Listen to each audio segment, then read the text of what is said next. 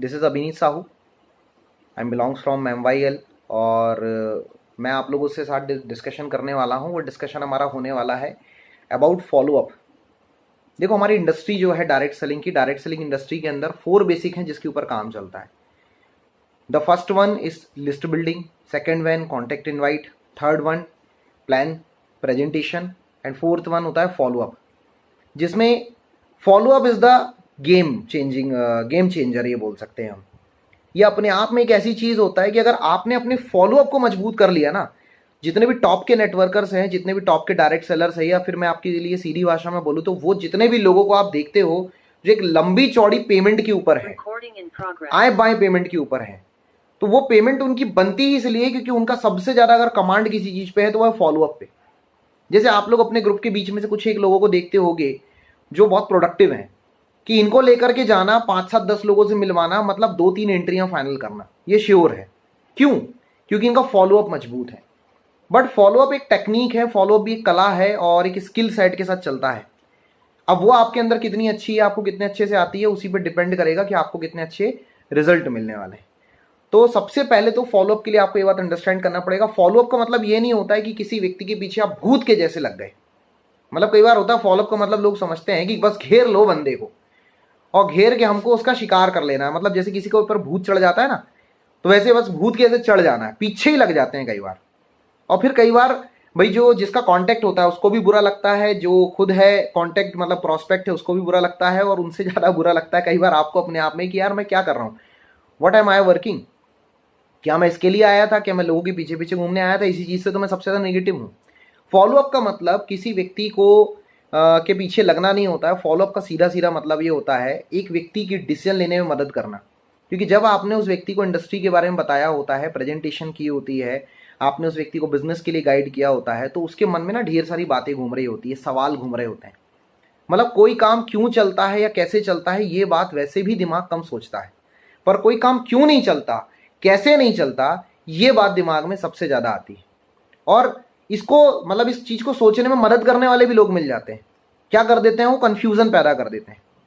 ज़्यादातर होता क्या है कि मतलब कई बार हम प्लान कर देते हैं, प्रेजेंटेशन हो गया, सामने वाला एग्री था, और वो फिर उसके बाद एंट्री डालने की जब बात आती है, जब वो पेमेंट देने की बात आती है, जब प्रोडक्ट परचेस करने की बात आती है, ऑर्डर प्लेस करने की बात आती है, उसने 2 दिन 4 दिन 5 दिन का समय दिया था और फिर अचानक से व्यक्ति पलट जाता है। तो उस बीच में उन 4-5 दिनों के बीच में क्या होता है, वो जो आपने सुबह प्लान दिखाया था शाम में बंदे ने मना कर दिया, उस बीच में क्या होता है, शाम को आपने प्लान दिखाया नेक्स्ट डे के बीच क्या होता है। मतलब आपके प्लान करने से लेकर व्यक्ति की जब पेमेंट आप रिसीव करने जाते हो उस बीच में क्या होता है, उस बीच में गधा फूंक मार देता है।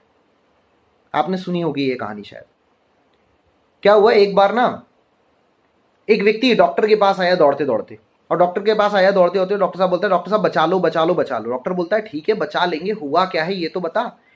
डॉक्टर साहब बचा लो, बोले बचा लेंगे, हुआ क्या पहले ये तो बता। एक तो मैं जानवरों का डॉक्टर हूं, मैं तुम्हें बचा कैसे लूंगा, मुझे ये बताओ। ठीक है भाई, मेरे कई परिचित हैं, वो लोग हैं डॉक्टर, मैं उनके पास आपको भेज देता हूँ, पहले आप बताओ हुआ क्या है। डॉक्टर साहब मेरा ना गधा है, वो बड़ा बीमार हो गया है, मैंने उसको बच्चे की तरह पाला है, मैं उसको बड़ा प्यार करता हूँ, और अचानक वो हो गया है बीमार, अब मुझे उसको देखा नहीं जा रहा है, मैं चाहता हूँ कि उसको किस तरह से आप बचा लो। बोले अच्छा ऐसी बात है, अरे बिल्कुल बचा लेंगे, अपना तो काम ही यही है। तो डॉक्टर बोलता है कि ठीक है चलो इंजेक्शन लगाते हैं, वो ठीक हो जाएगा। डॉक्टर सही जो मालिक होता है गधे का, वो बोलता है नहीं सर, उसको अगर आप आज इंजेक्शन लगाओगे ना उसको दर्द होगा, मुझसे देखा नहीं जाएगा।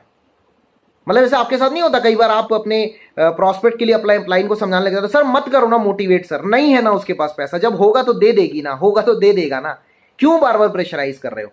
तो उस बंदे के साथ भी यही हुआ कि नहीं नहीं सर वो मेरा गधा सर, उसको दर्द होगा तो बुरा लग जाएगा मेरे को, मतलब मेरे से सहन नहीं होगा उसका दर्द, मेरे बच्चे की तरह है वो। डॉक्टर बोलता है यार अगर ऐसी बात है तो फिर दवा देनी पड़ेगी, फिर तो टैबलेट्स देनी पड़ेंगी, तो टैबलेट दे देता हूँ। तो मालिक बोलता है कि डॉक्टर साहब दवा आप दे तो रहे हो, पर गधा है, क्या लगता है आपको दवाई खाएगा? बोले दवाई तो नहीं खाएगा। इन दैट केस क्या किया जाए?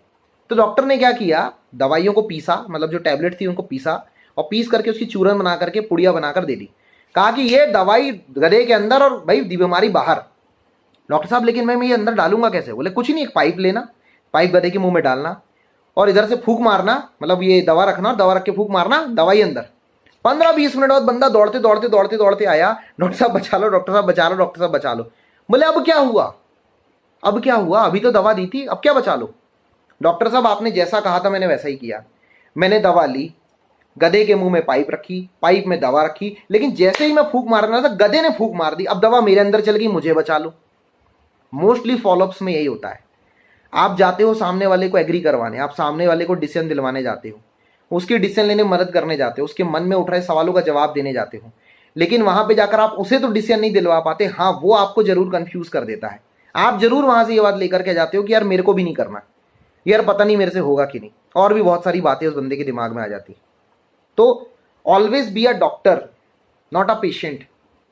कभी भी फॉलोअप करने जाओ तो ये बात आप अपने दिमाग में लेके जाना है कि आपका काम सामने वाले की डिसीजन लेने में मदद करना था, आपका काम उसके मन में उठ रहे सवालों का जवाब देना था। अगर उसके मन में ढेर सारे गधों ने उसको फूंक मार दी है और उसके मन में चीजें बैठ गई है कि काम नहीं चलने वाला, कंपनी बेकार है, प्रोडक्ट बेकार है, यार मेरे दोस्त ने किया था, तो उसके मन में उठ रहे सारे सवालों का जवाब देना, ये काम होता है फॉलोअप का।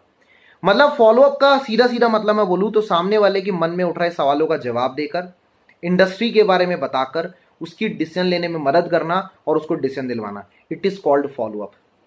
अब इसमें किया क्या जाता है, तो सबसे पहली बात नंबर 1, फॉलोअप में 2 तरीके से फॉलोअप लगता है। पहला लगता है प्राइमरी, सेकंड लगता है सेकेंडरी। प्राइमरी फॉलोअप कब लगता है, जैसे ही आपने किसी बंदे को प्लान प्रेजेंटेशन की, तो प्लान प्रेजेंटेशन करने के तुरंत बाद आपको उसको ऑन द स्पॉट फॉलोअप लगाना होता है। सबसे ज्यादा लोग गलती यही करते हैं कि वो ये सोचते हैं कि फॉलोअप बाद में लगाएंगे, अभी तो प्लान प्रेजेंटेशन हुआ है। और कई सारे ऐसे लोग मार्केट में जो डिसीजन ले सकते थे, जिनके पास पेमेंट था, जो हमारे साथ ज्वाइन करने को तैयार हो सकते थे, वही लोग हमें ज्वाइन करने के लिए मना कर देते हैं। तो ये गलती आपको आगे से नहीं करनी है। आपको तुरंत जैसे ही प्लान खत्म हुआ है, प्लान खत्म होने के बाद सर आपको मैंने प्रेजेंटेशन बताई, उसमें 2 चीजें थी। एक था हमारा education plus business, education plus product वाला पार्ट, दूसरा था हमारा बिजनेस वाला पार्ट। दोनों में से ज्यादा बेहतर क्या लगा आपको? मतलब पहली वो चीज जिसका आपको पैसा लगने वाला है, दूसरी वो चीज आपको जो ऑप्शनल मिलने वाली है दोनों ही चीजें बहुत बेटर। सबसे अच्छा आपको क्या लगा? 90% प्लान के बाद के प्राइमरी फॉलोअप में ये सवाल नहीं होता, या जिसे आप काउंसलिंग कर रहे हो या काउंसलिंग बोल रहे हो उसमें सवाल नहीं होता। दूसरा सवाल, अच्छा सर इस प्रोग्राम में, इस प्रोजेक्ट में, इस प्लान प्रेजेंटेशन में, इस इंडस्ट्री में आपको कुछ ऐसा मुश्किल लग रहा है जो मैं कर सकता हूं आप नहीं कर सकते? ये दूसरा सवाल सबसे इंपॉर्टेंट है, जहां पर सामने वाला बोलता नहीं नहीं सर अगर आपके लिए पॉसिबल है तो मेरे लिए भी पॉसिबल है।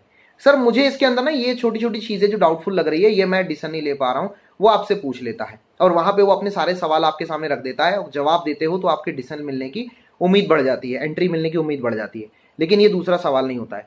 कई बार मैंने देखा है लोग पहला सवाल भी बहुत बढ़िया करते हैं, दूसरा सवाल भी बहुत बढ़िया करते हैं, लेकिन जैसे ही बात आती है पेमेंट डलवाने की तो उससे लास्ट पैसे की बात ही नहीं करते। देखिए ये इंडिया है, यहां पर अंबानी से भी जब तक बोला नहीं जाएगा ना तब तक वो अपना बिल क्लियर नहीं करने वाला है, यकीन मानिए आप। यहां कोई भी व्यक्ति हो, एक लाइन एक टैग लाइन फिक्स होगी, पैसे नहीं है मेरे पास, देखता हूं, सोचता हूं, बताता हूं, बाद में कर लूंगा। लेकिन आप सोच रहे हैं कि खुद से डिसीजन लेकर के वो पेमेंट डाल दे, खुद से डिसीजन लेकर के वो पेमेंट बिल्कुल भी नहीं डालने वाला है। तो आपको किस बात का ख्याल रखना है? आपको इस बात का विशेष ख्याल रखना है कि आपको उसको तुरंत डिसीजन दिलवाना है, मतलब आपको उसे तुरंत बात करनी है,